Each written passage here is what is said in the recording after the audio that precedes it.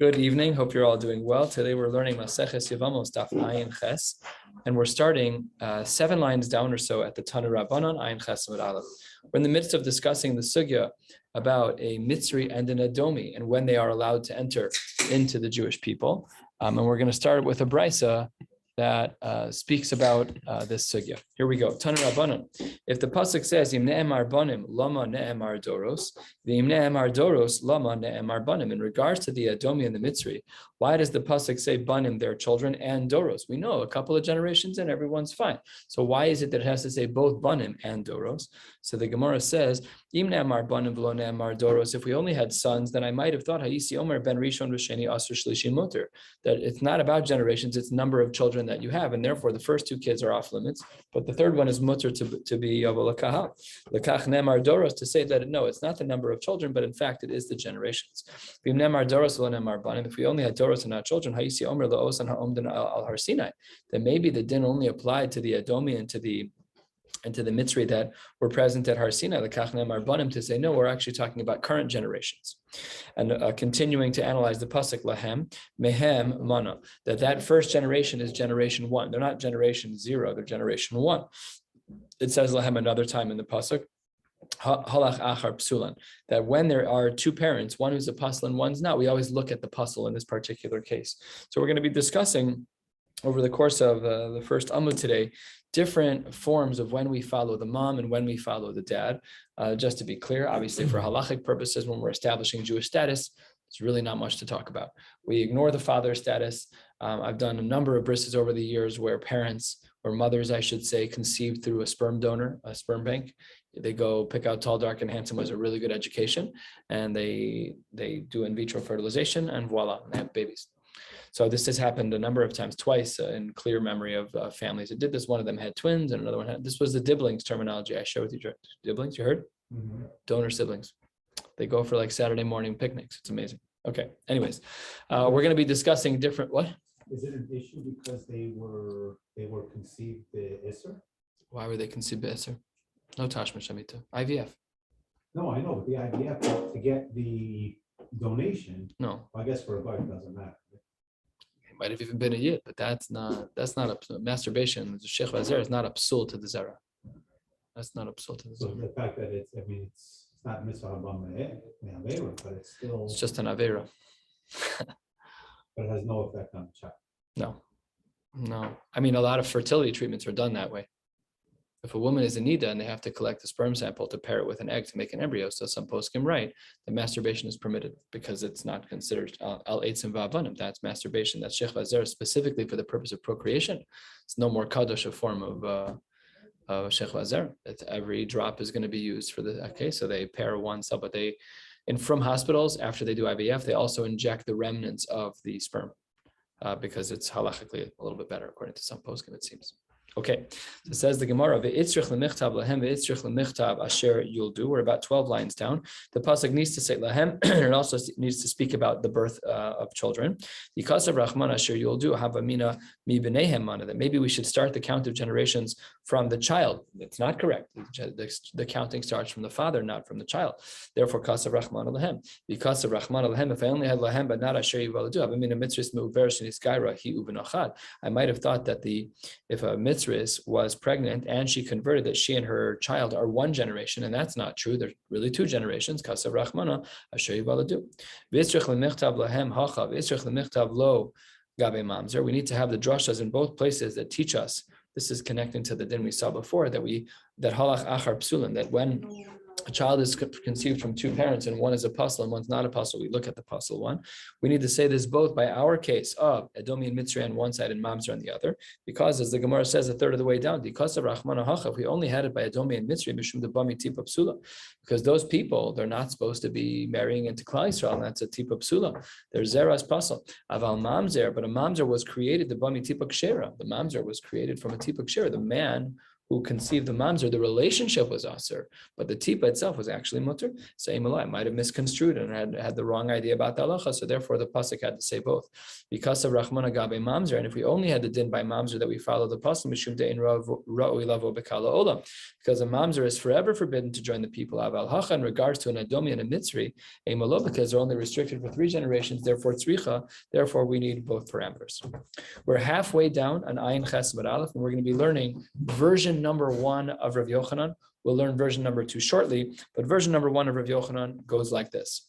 Amar Rabbi Baruch Rav Yochanan, Mitzri Sheni Shanas and Mitzri Rishona. So you have a Mitzri who's a 2nd generation who married a woman who's a Mitzri of the 1st generation. Which parent do we follow? Because remember, we have to count 3 generations. So if a Mitzri of the 2nd generation marries a Mitzri of the 1st, what is their child? Do we follow the mother of the father? So what does Rav Yochanan say? B'no shlishi havoy. And that shows us, because the father was the Sheni and the mother was a Rishona, we therefore see Almaka Savar Basar Didesha Dinan. It seems to be that the progeny follows the father and not the mother. Says the Gemara, not so pasha. Masiv Rav Yosef. Rav Yosef says we have a brisa. Rabbi Tarfon Omer Yecholan Mamzer and Litahir. This is a big chiddush.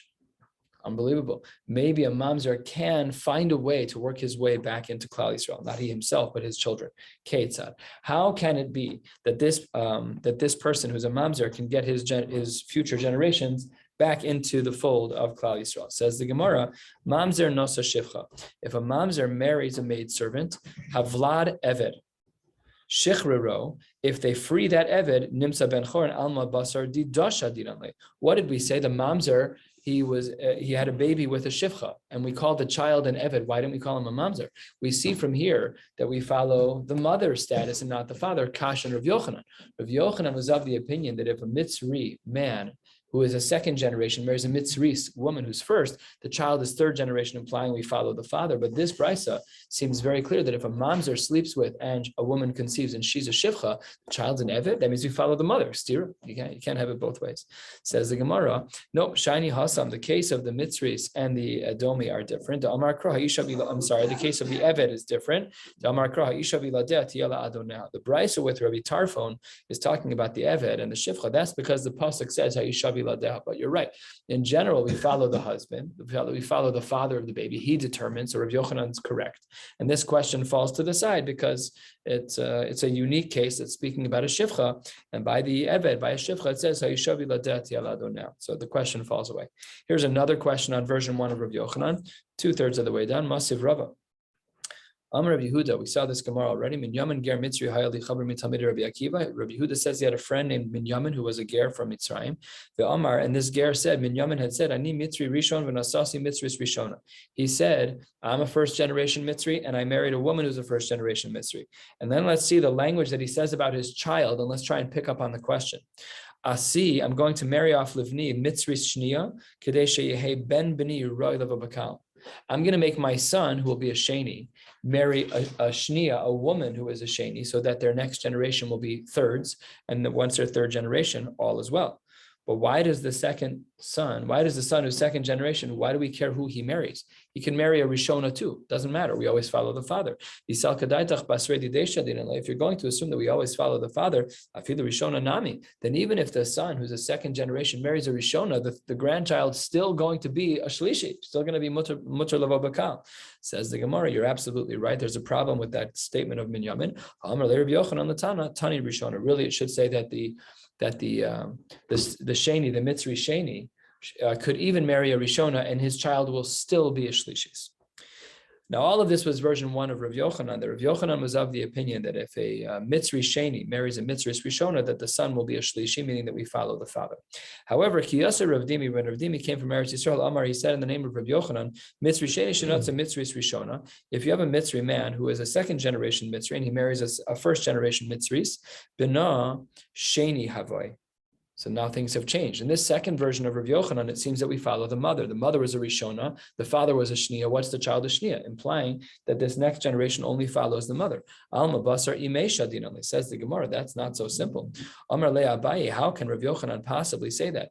Abaye was talking to Rav Dimi. Rav Yochanan was end of the 1st century, 2nd century Amora. Rav Dimi was therefore 3rd century, and Abaye was 4th century. So Rav Dimi was seemingly a little bit older, just in normal historical realms. Rav Dimi Dimi was probably a little bit older. So Abaye was asking him a kasha. He says, how can it be that you're right? Amar le Abaye, Ela hada amar Rav Yochanan. We have a stira between Rav Yochanan and Rav Yochanan. Rav Yochanan that we just saw right here 2 lines ago, he said that we follow the mother. However, let's learn from another space in halacha altogether. Hifrish chatas meuberes v'yolda. Let's say that a person needs to bring a chatas, and the animal that they designate to be the chatas happens to be pregnant.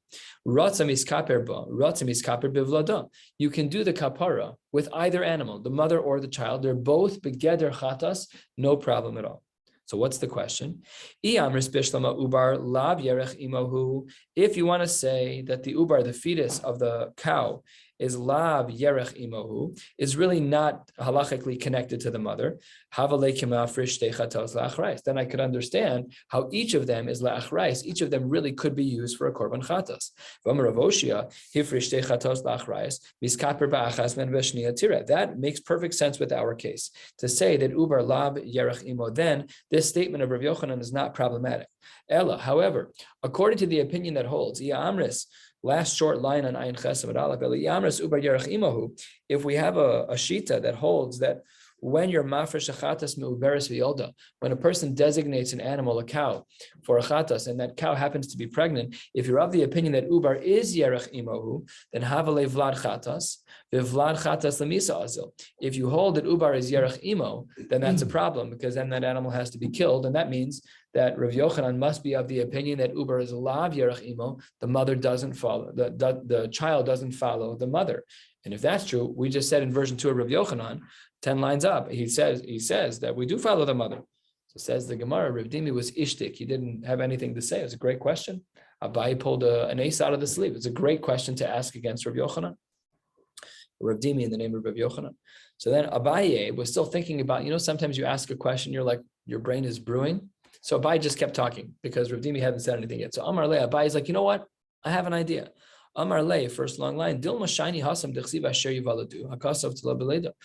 Maybe the case above, when we're talking about a Mitzri and an Adomi, and the Mitzri in particular, maybe that's different because there the pasuk uses the words Asher Yivaladu, and maybe it's dependent on Leda. Oh, so it's dependent on Leda. Then because the pasuk says Leda, then therefore we look at the mother. But this brisa is not wrong. Really, Rabbi Yochanan holds that ubar is lav yerech imo, and therefore there's no kasha from the world of the chatas. However, in our case, it's not a problem because in our case we just have a pasuk, and the pasuk indicates that by a mitzri that it's all about birth. So Rav Dimi was thrilled. Rav Dimi thought his shita was going to be knocked out of the water. So the Gemara says, Amar le karkafna, Rashi Adam chashuv. Karkafna, what a special person. Chazisa l'reishach, I saw your head, Beni Amudi, in between the pillars, Kiyama Rav Yochanan the Hashmaisa. It's as if you were standing there when Rav Yochanan said this line. You're absolutely right. Taima d'chsiv asher yivaladu, ha'ba'alma basar avu ashadin online. Absolutely right. Version number 2 of Rav Yochanan indicates that we follow the mother. Really, Rav Yochanan broadly holds that we don't follow the mother, we follow the father in regards to Yuchsin, not in regards to Jewish status, but in general in regards to tribe status. But in regards to the case of a mitzri, because the pasuk says Asher Yivaladu, so therefore there we follow the mother, but in general we don't. It says the Gemara, hang on one second, 3 lines from the bottom. Rava says Nachris Meuberes Shenis Gaira. You have a woman who's pregnant who converts. So the din is, says the Gemara, Bina Ein Tzarech Tefillah. The child doesn't need to go to the mikvah. So it's Ubar Bimei Imo. She's a goy. She's right now a goy, and while she's pregnant, she decides, I'm done, I'm going through the whole conversion, CRC, Aguda, somewhere from. And she does a good conversion. She jumps into the mikvah, she's makabelas mitzvos, all is well and good. So when her son is born, does her son need mikvah? The Gemara says no. And says the Gemara, B'chitema, so therefore, what's going on here is that if we follow the father, then if really Rabbi Yochanan follows the father, then who cares whether or not the mother goes to the mikvah? Why doesn't the kid have to go to the mikvah? Says the Gemara, "V'chitema mishum de Rabbi Yitzchak, Damar Rabbi Yitzchak davar Torah rubo makpid alav chotze." It's a famous din throughout Shas. We've seen this probably a dozen times already in Shas. That Rabbi Yitzchak says that the halacha is that when a person has to go to the mikvah, and ruba umakbid alav, 51%, rove of their body is covered with some type of chatziza, some type of separation between their body and the water, and umakbid alav, and they wish it was not there, that's considered a chatzitza, that's chotzitz. And rubo she'eno makbid, that's 51%, but I don't mind if it's there, so then eno chotzitz. So maybe if that's what's happening, but says the Gemara, that can't be on the top of Ayin Ches Amud Beis, and we're going to learn this whole Amud. We're going to wrap up to Ayin Tes Amud Aleph. I'll pick up the pace when we get to the Mishnah, says the Gemara, "V'amar Rav Kahana lo shana ela berubo." No, the din of Rav Yitzchak that says rubo, that says that you can still that if you want to be there, it's rubo ve'enu makbid, that the mikvah should work. That only applies by robe. Aval kulo chotze. So why doesn't this kid have to go to the mikvah? We don't follow the mother unless it's a pasuk that has later by mitzri. So this kid has to go to the mikvah. Says the Gemara, shani ubar dahainu revisa. It's mamish a part of her. And Rashi on the top line gives the lumdus of that. It's like her arm, it's like her body. Yes, it's true. She has internal organs that also are inaccessible to the water. Her whole body's still Torah once she goes into the mikveh. We don't distinguish. It doesn't matter. So the baby too. So that's a different case as well. A new din. Kiyasa Ravina, Amar Rav Yochanan be'umos, halach achar hazachar, nizgairu, halach achar pagum shebishnehem. In regards to the umos, the nations of the world, which nations of the world are we talking about? Take a look at Rashi on the third line. It's really ending on the second line. La'achad minha umos, one of the nations. She'eno mishiva umos ve'eno bechla lo sechaya kol neshama. So it says the Gemara in this over here. That's actually not the right Rashi. I apologize. We'll read Rashi in a minute. Here, this Rashi says be'umos. We're talking about lo sechaya kol neshama. How do we determine the 7 nations that we're supposed to be killing? Right, we have the 7 nations who were in Eretz Yisrael. The halacha is that lo sechaya kol neshama. How do we determine who they are? So it says the Gemara, halacha achar hazachar. It's like the famous stories about the Gra that when he'd walk in the marketplace, he wouldn't look at people's faces because he can tell if it was ben achar ben of Amalek. And he didn't want to be put in a scenario where he would have to, kill someone. It would cause so many problems for the Jews, but it's a mitzvah d'oraisa, so not so pasha. Anyways, the Gemara says in regards to the umos, how do we determine who is begeder lo sechaya kol neshama? There we follow the men. Niskairu, if there's a conversion, then halach achar pagum shebishnehem. We're going to analyze both of these. We're on ayin chesamid beis, 5 lines down. Says the Gemara, be'umos, when it comes to the nations of the world, halach achar hazachar, we follow the father. How do we know? Kedatanya.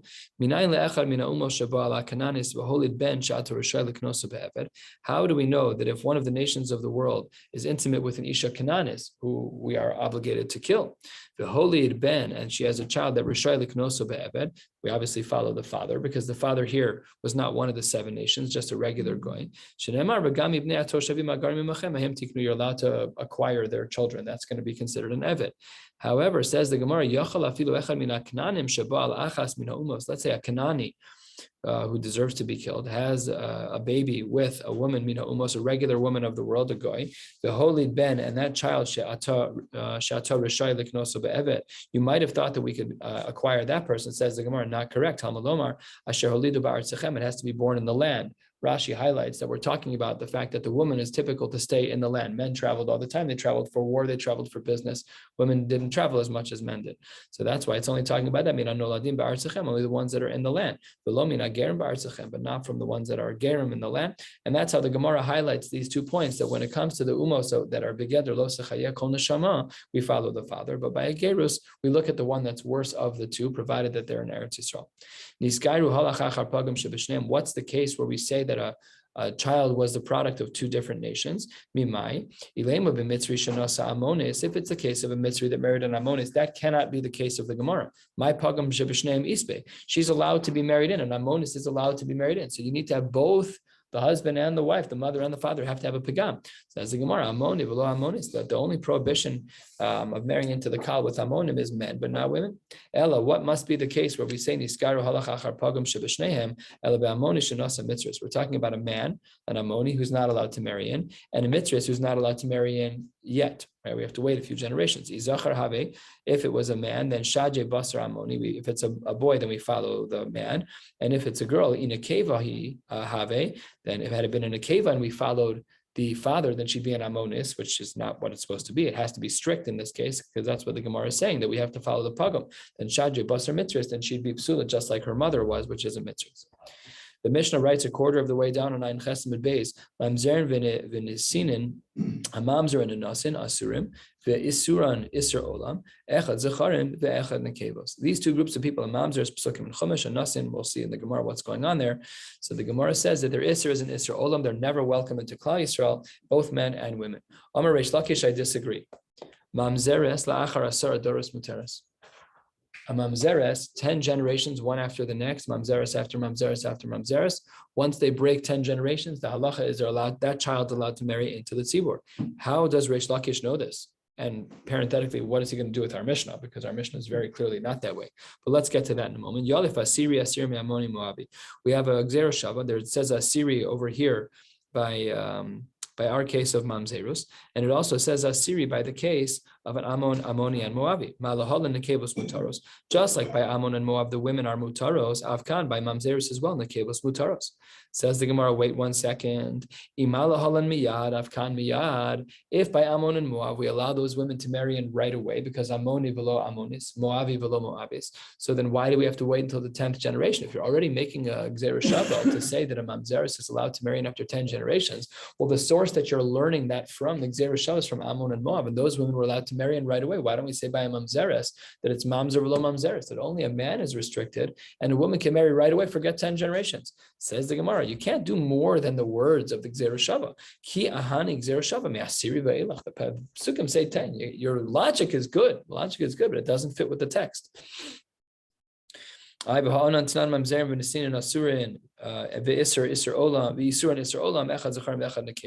what does Reish Lakish do with our Mishnah?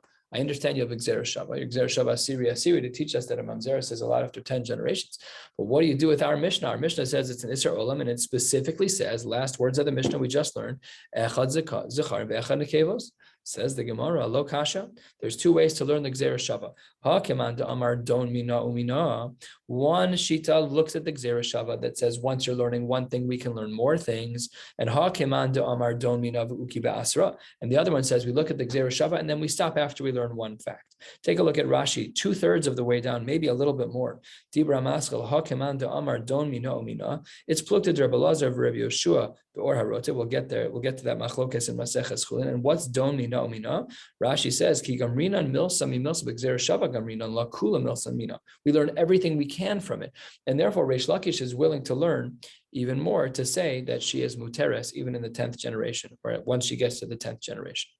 Says the Gemara, a little bit of a story on this topic. Shalu is Rabbi Eliezer, Mamzeres le'achar asara dore mahu. How do we paskin? Do we say that a Mamzeres after 10 generations is allowed to marry in? Amar lehem, they never live that long. Mi yitain li dor shlishi v'taharena. You find me a Mamzer family that lasts for 3 generations, and I will, and I'll be matahir that person. It's a little tongue in cheek because the pasuk doesn't allow it. What he's saying is that these people never live long enough, because the Kodesh Baruch Hu doesn't want the Mamzeres to marry, and he'll orchestrate an early death. Rachmana litzlan. Alma kasavar mamzera lo chaye. Seems to be that he's of the opinion that they never live long lives, because again, a Kodesh Baruch Hu is protecting Klal Yisrael, Shomer B'Sayim Hashem. It's not fair that we should be stuck with a mamzer. V'chein Amar Rav Huna mamzera lo chaye. V'anan tanan. Wait 1 second. Mamzer maser v'yisur nisur olam. That's a very long life. If the Mishnah says that they're asur for olam, they're usher forever, that sounds like they live more than 3 generations. So how can you say they don't live a long life when the Mishnah says they seem to live a long life? Omar, Rabbi Zera, the Rabbi Huda gave me pshat on this. This is Rabbi Huda the Amora. When they know they're a mamzer, they can live a long life because they know the din that they can't marry into the tzibur.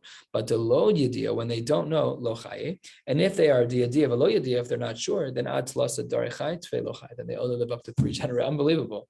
So this is like explicit hashgacha prata. It's like the Gemara is saying these people will not live long lives. You cannot reverse engineer a young death to say the child's a mamzer. That you cannot do. That's not right. But it does mean that a Kodesh Baruch Hu is going to protect the Jews, to make sure that this person who's unsure of their mamzer status, to make sure that they don't marry into Klal Yisrael.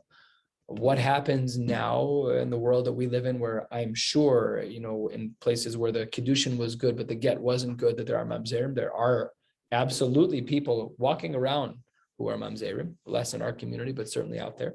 So that must be Shomer B'Sayim Hashem. There must be some element of protection.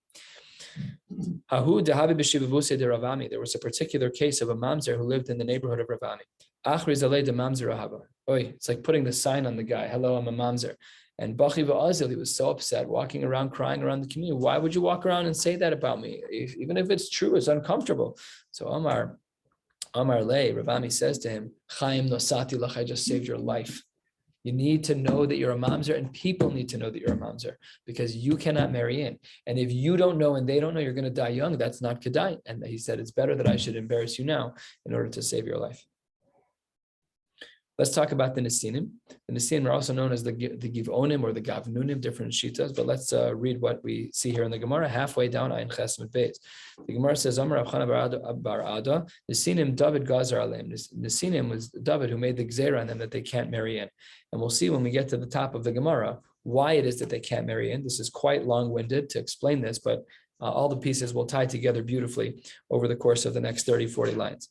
Shne'emar, how do we know that there was such a gzeira? So let's start one piece at a time. Vayikra HaMelech, the king said, David said, Lagivonim, Vayomer Aleim, Vagivonim lo mibnei Yisrael. Hema, you're not welcome in the Jewish people. My time of Gazer Alai. Why was he Gazer on them? Tichsi, Vahi Rabbi made David, Shalosh Shanim, Shana Achar Shana. There was a famine in the times of David, 3 consecutive years. Shana Rishona Amar Lahem, he said to them, hey, Shema Ovdei Avodas Kochavim Yesh Bachem. Maybe somebody's worshiping idols, because we know that when somebody worships idols, that we lose our rights. We lose our food. And then so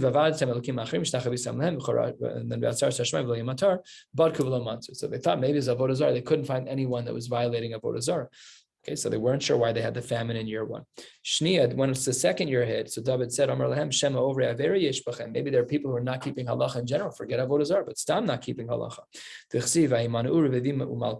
It's holding back the rains and the late rains. Lohaya, there was no rains. And you're being brazen like a woman who has been mafkir herself. Nobody did Averis. Could you imagine? State of the Union. Nobody does any Averis. It's unbelievable. Shlishi is the third year. Amar lahem Shema postgates daka barabim yesh bechem ve'nosnim. Maybe there are people who pledge money, like the annual core charity campaign, and they're great, but then they never pay. Maybe that's the avera, which, by the way, it's not the Begeder avera from year 2. It's a fascinating thing. The Gemara doesn't qualify not paying your pledges as a categorical avera. You have to pay your pledges. As a board member, I recommend it. But the Gemara seems to separate out this one from the pack. Interesting. That requires its own research. Says the Gemara, after all, there's the Gemara that there was no such thing. Everybody paid all of their pledges. So Amar, David said about himself, and this is a famous line that's taken out of context for the sake of Musar, Ein hadavar talui ella bi. The leader always takes responsibility. The captain goes down with the ship. David says it's got to be all dependent on me. Miyad, right away, when he realized that there was no good reason as to why these 3 years of consecutive famine were happening, he requested Hashem's face. What does that mean? We went to go ask Eitzah from the Urim V'Tumim.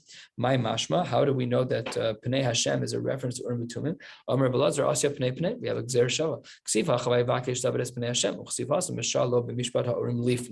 So Pnei and Lifnei, they're connected. So we went to go ask the Urim V'Tumim, what should I do? Says the Gemara, by Yomer Hashem, that there were 2 issues. Hashem says, El Shaul ve'el Beis Hadamim al Asher Hemis Givonim. One was a matter about Shaul, and one was about the murder that took place with the Givonim. El Shaul, when it came to Shaul Shalom Nisbeit Ke'alacha, David didn't give him a proper eulogy. Now, this was 30 years after he died. We'll see on the top of the next page, but he didn't give him a proper eulogy. What was the second thing that HaKadosh Baruch Hu showed through the Urim V'Tumim that David had done wrong? Says the Gemara, Ve'el Beis Hadamim there's nowhere in Tanakh that indicates that Shaul killed the Givonim. So what is it exactly that we're talking about here? Because Shaul killed the city of Nov Kohanim, a whole terrible Maisa that took place in Tanakh. And because Nov fed the city of Givonim, so therefore if A equals B and B equals C, therefore A equals C. It's as if when Shaul killed the city of Nov, by proxy, he also killed the city of Givonim. Says the Gemara, what a funny thing. Look at the 2 things that Kadosh Baruch Hu says to David. Number 1, you didn't give enough cover to Shaul. Number 2, Shaul's a murderer. So says the Gemara, Katava el Shaul shalom nisbeit ka'alacha. First, you tell me that I wasn't treating Shaul nicely. I didn't give him a nice hesped. And then you come down with like murder in the first degree. In the same breath, the Katava al asher hemis hagivonim. Says the Gemara, yes, that's how things work. When you